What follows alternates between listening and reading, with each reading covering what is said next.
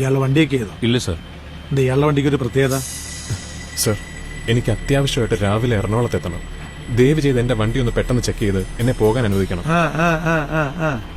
ഇനി വന്നേ. ഈ കിടക്കുന്ന ഓരോരുത്തരും അത്യാവശ്യ കാര്യത്തിനായിട്ട് പലയിടത്തേക്കും പോകുന്നവരാണേ. പിന്നെ നിങ്ങളുടെ വണ്ടി വേണമെങ്കിൽ എനിക്ക് കടത്തി വിടാം. ഇയാൾ തൽക്കാലം ഒരു കാര്യം ചെയ്യും, നേരെ റിവേഴ്സ് എടുത്ത് ഏറ്റവും പുറകെ കൊണ്ടിടും. നമുക്ക് പതുക്കെ പോവാന്നേ.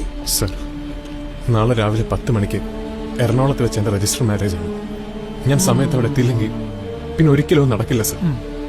ഓഹോ, അപ്പോ എന്തോ തരികട സെറ്റപ്പുള്ള കല്യാണാണല്ലേ? ഇപ്പൊ സാറ് കേറിയാട്ടെ.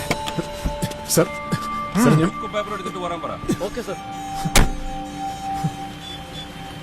നേരെ ബാക്കി പോടാ. Sir please. നീ കൊടുത്ത പരാതിയിൽ 6 മാസമായിരുന്നു എന്റെ സസ്പെൻഷൻ. 6 മാസം എനിക്ക് എങ്ങനെയായിരുന്നു 4 മണിക്കൂർ കൊണ്ട് നിനക്ക് ഞാൻ മനസ്സിലാക്കി തരാം. പിന്നെ ഡോക്ടറെ, ഇപ്പൊ ഞാൻ ചെയ്ത ഈ കാര്യത്തിന്റെ പേരിൽ നീ വല്ലയിടത്തും കംപ്ലൈന്റ് ആയി പോയാൽ ഒരു കാര്യമില്ല, ഞാനൊരു കേസ് അങ്ങ് ചാർജ് ചെയ്തിടാൻ പോവാ. ഒരു ബലത്തിന് ട്രാഫിക് റൂൾ വയലേഷൻ. ബാക്കി പോടാ പോടാ.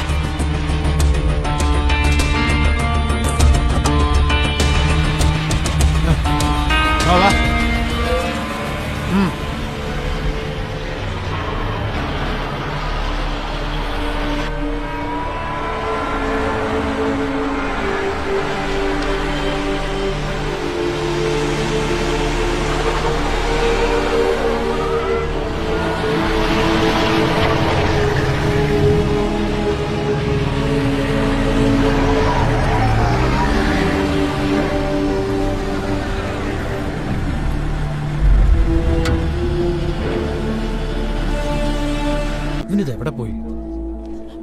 100 തവണ പറഞ്ഞതാ. മോണി 10:30. Ravi,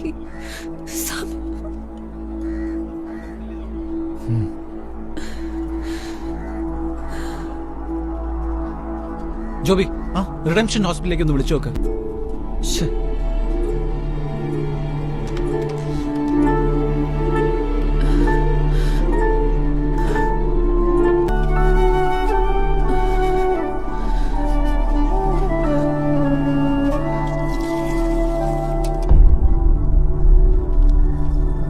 hello, redemption hospital. എടാ, അവൻ അവിടെ വെളുപ്പിന് 3 മണിക്ക് പുറപ്പെട്ടതാണെന്ന്. 3, 4, 5, 6, 7, മാക്സിമം 8 മണി. അതിനപ്പുറം പോവില്ല. ഇതുവൻ എവിടെ പോയി കിടക്കുക?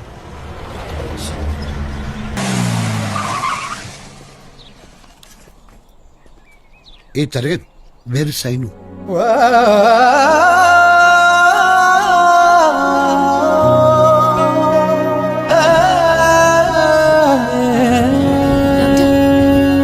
ഒരു എമർജൻസി കേസ്.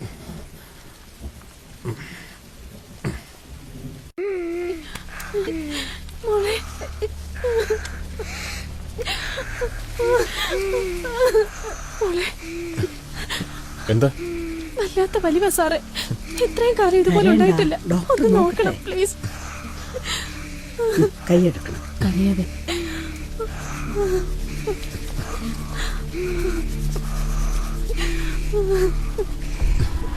ഉടനെ പോയി നമ്മൾ